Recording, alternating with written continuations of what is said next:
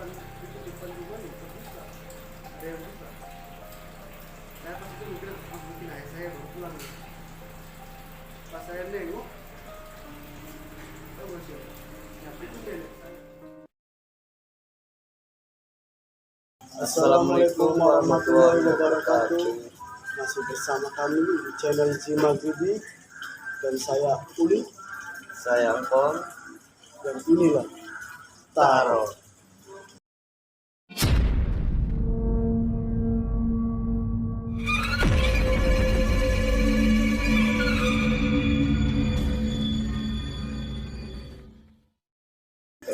Ya, selamat malam teman-teman. Gimana kabarnya?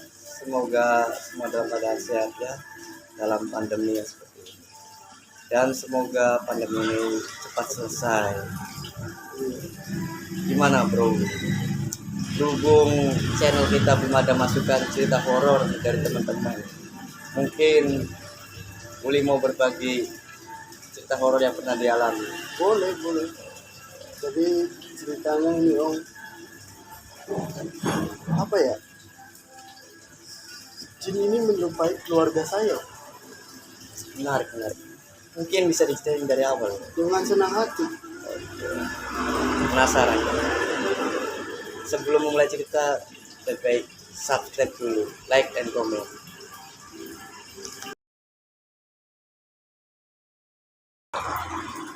Jadi kejadian ini pada tahun 2007 Udah lama.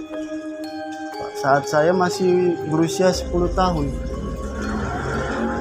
Dan kejadian ini nih saya alamin di dalam rumah sendiri Om. Rumah yang di kampung apa yang sini? Yang di kampung. Jadi saya waktu kecil tuh dibesarin sama nenek saya karena ibu saya ini lagi kerja di luar negeri. Dan di rumah cuman ada saya, ayah saya, nenek saya, dan kakak saya yang laki-laki. Ini kecilnya tinggal sama nenek. Iya.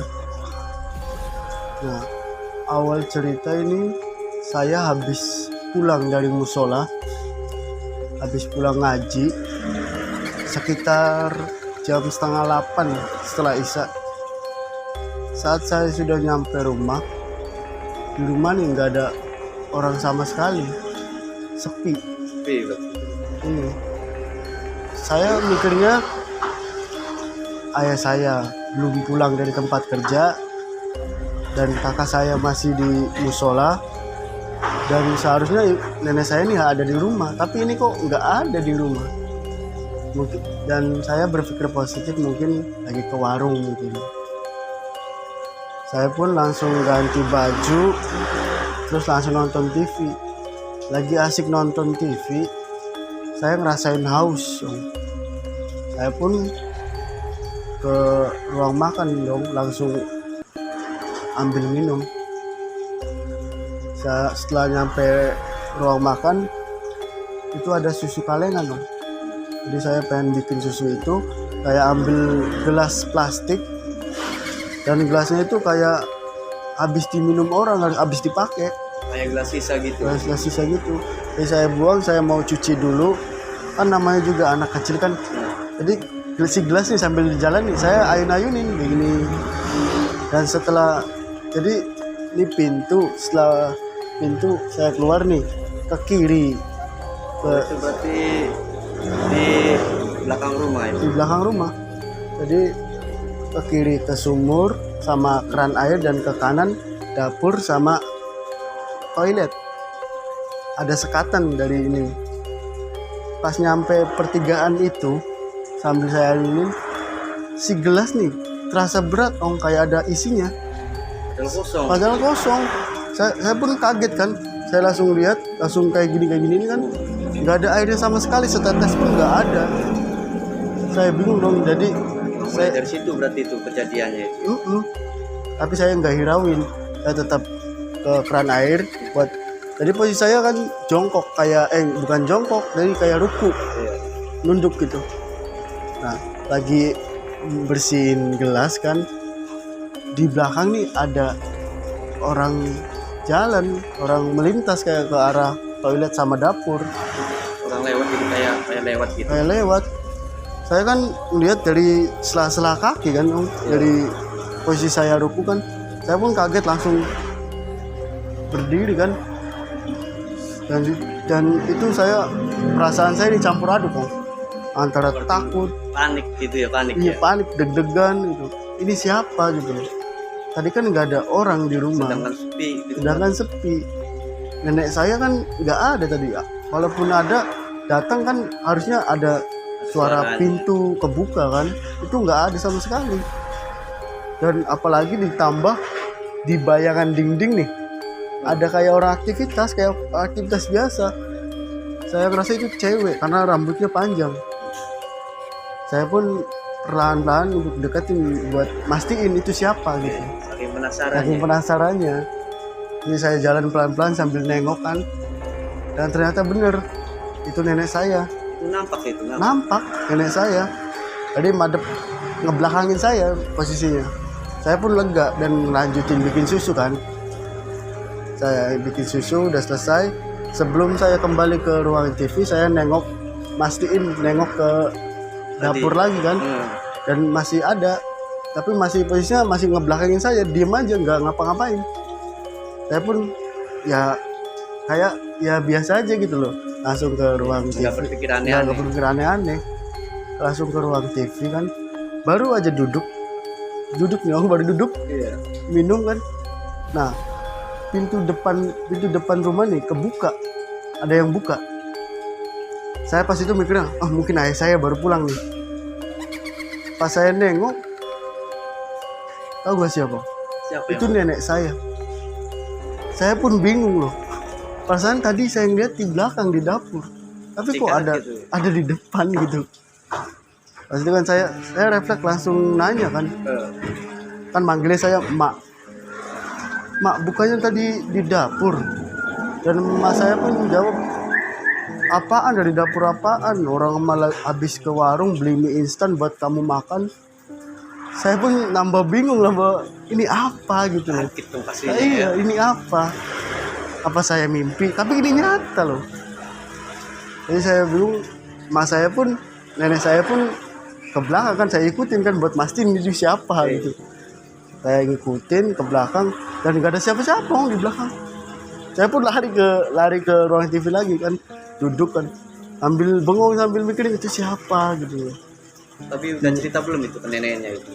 Kalau ke nenek belum. Belum. Iya. Saya duduk kan sambil ngelamun. Nah, ayah saya datang, beres-beres kan, mandi ayah saya.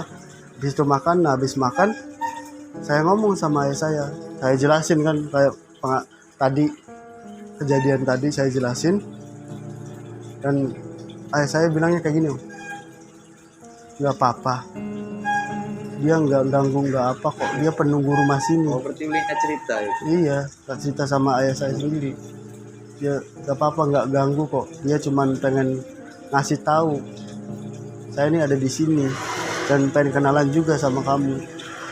Dan setelah itu saya nih kalau ke kamar mandi malam ataupun sore ataupun siang harus diantar setelah kejadian itu. Trauma, Selama berarti. 2 hari. Trauma. Iya, selama 2 hari.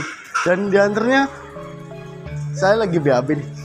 Pintu nih harus dibuka dan ayah saya atau nenek saya atau kakak saya yang nungguin saya harus duduk di depan pintu itu. Buset. Saking takutnya. traumanya Iya, itu saking ya. takutnya. Tapi setelah itu berjalan biasa aja, nggak terjadi apa-apa. Berarti setelah kejadian itu Uli ini sempat trauma. Sempet trauma. Padahal rumah sendiri trauma. Iya. Ya waktu Sampai- juga waktu kecil. Ya. Masih kecil kan, masih ini. Terus juga itu pertama kali saya ngalamin kejadian horor. Jadi segitu aja cerita dari saya. Oh, berarti sehabis kejadian itu Uli sempat trauma 2 hari. Iya, Nah, sehabis kejadian itu ada hal-hal aneh enggak? ada Jadi kejadian itu setelah 2 minggu setelah kejadian itu. Jadi sehabis kejadian 2 minggu kemudian. Iya, jadi itu kejadiannya jam 7 pagi Jadi nenek saya nih habis masak nasi kan di Magicom. Nah, habis masak nasi di Magicom didinginin, habis itu ditaruh ke meja makan. Nah, setengah 9 pagi si nasi nih udah basi. Padahal baru mateng jam 7 pagi. Cuma berapa jam ya? Berarti Cuman 1 jam lebih. kayak seharinya itu kayak udah nggak ada ya. Iya kayak gitu Om. Kayak diisep sarinya doang. Jadi kayak sajen gitu ya. Mm-mm. Emang kata orang yang agak bisa, agak pinter gitu. Di kamar belakang saya nih ada sosok nenek-nenek Om. Yang di Juga. Mm-mm. Tapi nggak ganggu sama sekali, cuman ya gitu doang, perkenalan doang sama saya pas itu. Tapi ya namanya juga rumah sendiri ya. Iya, gimana Apapun lagi? Juga, gimana lagi? Iya. Tinggal di mana lagi. Iya. Jadi udah habis kejadian itu udah nggak ada Iya, hal-hal. alhamdulillah nggak kejadian aneh-aneh lagi, nggak gangguin gimana-gimana, nggak Udah normal. normal lagi. Oke, teman-teman mungkin sampai sini cerita horor dari Uli. Dan buat teman-teman yang punya cerita horor atau hal-hal aneh lah, bisa kirim ke kita, bisa kirim ke DM atau Ke ke email, email. Nanti kita taruh di deskripsi ya. iya linknya. Dan jangan lupa tetap dukung channel kita dengan cara subscribe, like, and comment. Oke, berhubung waktu juga sudah mau pagi, mungkin kami tutup sampai di sini. Sayang kau. Saya Uli. Assalamualaikum Assalamualaikum warahmatullahi wabarakatuh.